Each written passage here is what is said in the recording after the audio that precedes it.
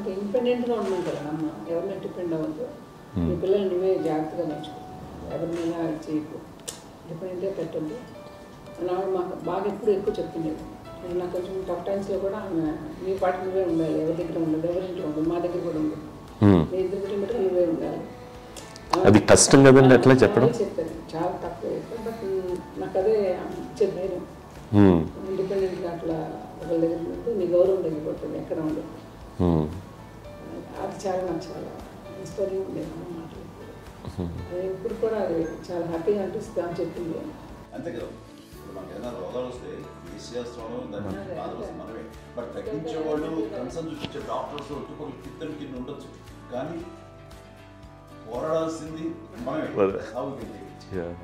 నాకు సార్ కొంచెం ఏదో ఒక డిప్రెస్డ్ ఇదేదో వస్తాయి ఫేస్ ఒకటి, నేనేదో ఇంకా మా అందరి నుంచి నేను సపరేట్ అయిపోయినట్టు ఒక సిచ్యువేషన్ వచ్చినప్పుడు అమ్మ నన్ను పట్టుకుని ఐఎమ్ దేర్ ఫర్ ఎస్, ఎవరు నువ్వు అన్నా ఎస్ అన్న ఫ్రెండ్స్ కానీ ఎవరైనా సరే ఎప్పుడు కూడా అలోన్గా మటుకు అనుకోకు, నేను నాన్న ఆవిడ నన్ను పట్టుకొని ఇచ్చిన అఫెక్షన్ లేదా ఫీలింగ్ అసలు బలం అన్నమాట. ఇంకా ఏమన్నా చేయగలను నేను, పర్లేదు లైఫ్లో నాకేం ఏదైనా సాధించగలను అని ఒక భరోసా తల్లి దగ్గర నుంచి రావడం అనేది నాకు ఎవరు అవసరం లేదనిపించింది. అంత స్ట్రాంగ్గా ఆవిడ వెరీ స్ట్రాంగ్, వెరీ ప్రాక్టికల్. అంత స్ట్రాంగ్ చేసింది నాన్న చెప్పండి.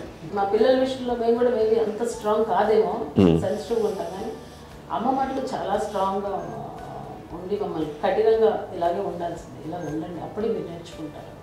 ఇక్కడ అమ్మ పాజిటివ్నెస్ గురించి ఇంకో మాట చెప్పాలి. అంటే తన బిడ్డలకే కాదు, ఈ రోజున మా రెండో పాప శ్రీజ కూడా తనకి లైఫ్ చిన్న డిస్టర్బెన్స్ వచ్చింది. ఆ టైంలో కూడా తను ఏముందంటే అప్పుడు నాన్నమ్మ దగ్గరికి వెళ్ళాను, తను ఇచ్చిన భరోసా, తను ఇచ్చిన మాట వెళ్ళలేని ధైర్యం వచ్చింది నాతో.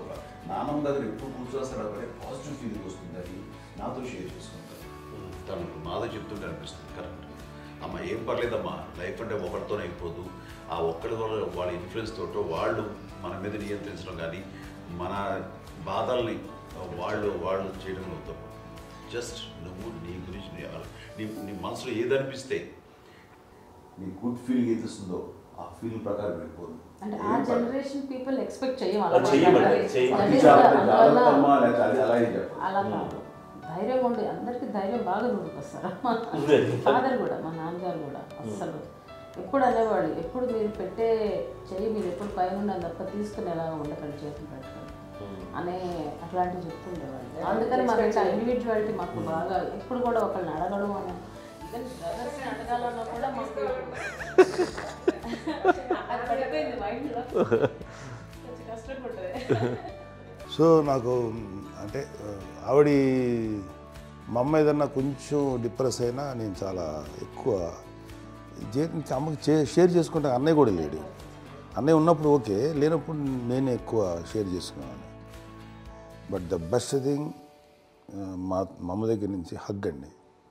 ఈరోజు కూడా మా అమ్మని హగ్ చేసుకోకపోతే అంటే అది నాకు మా అందరిలోనూ, అంటే ఆవిడ పెద్ద చదువుకున్న వ్యక్తి కాదు, పెద్దగా బయటికి వెళ్ళి ఎక్స్పోజర్ కాదు, కానీ ఇవాళ అన్నయ్య కానీ విజయ, మాధవి, నేను, కళ్యాణ్ బాబు ఈరోజుకి టుగెదర్గానే ఉంటాం.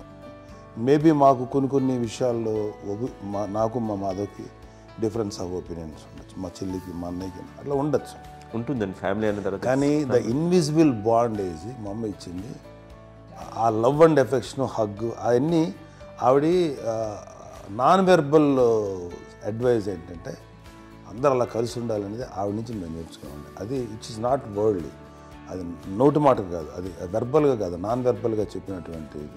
సో అందుకని అది మాకు గొప్ప, మేమందరం ఇప్పుడు అలా ఉండడానికి కారణం, అంత కలిసి ఉండడానికి కారణం, మెయిన్ కారణం మా అమ్మ అండి. అది సో అందరూ ఉండాలనేది మా అమ్మ అడ్వైస్. ఇప్పుడు కూడా నేను ఎప్పుడైనా ఏదైనా ఫీల్ అయినా, అన్నయ్య ఫీల్ అయినా, లేదు నాన్న అట్లా వదుకు, ఇట్లా ఉండండి, ఇట్లా ఉండి ఇప్పటికీ చెప్తుంది. మేము ఎవరైనా ఎప్పుడైనా మా చెల్లితో గొడవపడ్డా అనుకోండి, నేను అట్లా అనకరా అని ఎట్లాగా అంటే ఏమో లేదులేమ్మా ఏదో అన్నాను కానీ ఫీల్ అవ్వకమ్మా, మేమందరం కలిసి ఆవిడని అసలు టెన్షన్ పెట్టమండి మేము. సో అలా అది ఆవిడ నేర్పించింది, అలా కలిసి ఉండటం అనేటువంటి బాండేజ్ని ఆవిడ తన ఒక హగ్తో చెప్పింది. అన్నయ్య సినిమా చూడండి, జాదుకే చెప్పాను కదా, అది మా అమ్మ దగ్గరే ఉందండి. శంకరదాదాలో చెప్తాడు చూడండి. ఇప్పుడు మోడ్రన్ వర్డ్స్లో చెప్పాలంటే మీ అందరికీ ఆవిడ ఒక వైఫై లాంటిది. Yes, you can say that. Yes yes. ఇంకొక అడ్వైజ్ కట్టండి, అమ్మ విషయంలో నేను గొప్పగా ఫీల్ అయ్యేది. కానీ చాలామంది పెద్దలు రిటైర్ అయిపోయి విశ్రాంతి తీసుకుంటున్నటువంటి పెద్దలందరూ కూడా ఆచరించే విధంగా ఒక విషయాన్ని నేను గమనించాను. ఇప్పుడంటే నా దగ్గర ఉంటుంది కాబట్టి ఉన్నాను. అమ్మ విడిగా ఇంకొక ఇంట్లో ఉండేది.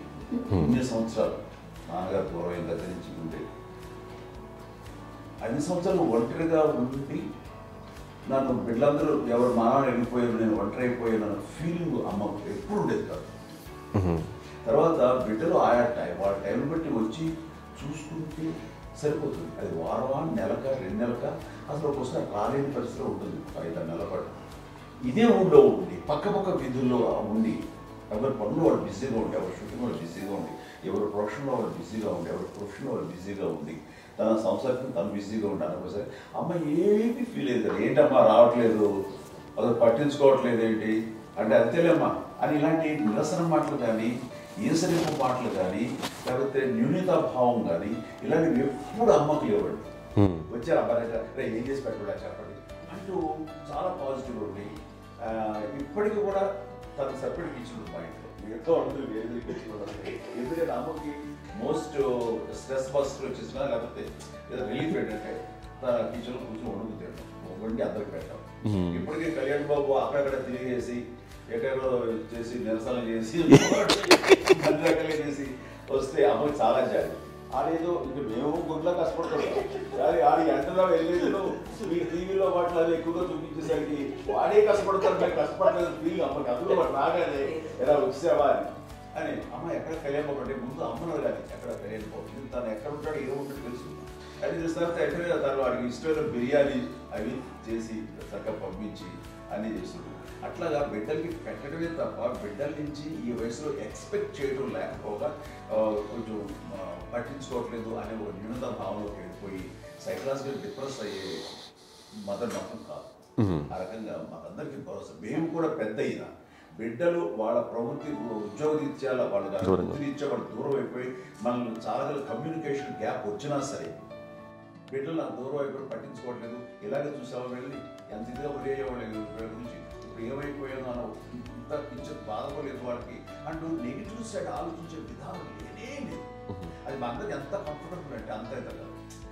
ఎందుకోకపోతే మాధవ చూసుకుని మాధవ లేకపోతే నాగబాబు వెళ్తుంటాడు కడియడం వల్ల మా విజయ్ చూసుకుంటున్నది సరే నాకు కళ్యాణ్ బాబు తను చూసుకుంటాడు. ఇట్లా ఎవరో కూడా వెళ్తూ ఉంటాం. అమ్మ మాత్రం అది వెరీ గుడ్ హెల్దీ. నేను చాలా మంది తల్లిదండ్రులు చూశాను, అవును వాళ్ళు చాలా ఇబ్బంది పడుతూ ఉంటారు. పట్టించుకోవట్లేదు, మేము అర్థం చేసుకోగలము కానీ వాళ్ళు వస్తే బాగుంటుంది కదా అనేది ఉంటుంది. లేకపోతే ఫీల్ అవుతారు. అవును, అలాంటి ఫీలింగ్ ఏం లేదు. పైగా బిడ్డలు వస్తే వాళ్ళకి ఏం చేసి పెట్టాలా అనే ఆలోచన. అది వెరీ హెల్దీ. చాలా మంది ఆచరించాల్సిన గొప్ప విషయం అనుకుంటాను.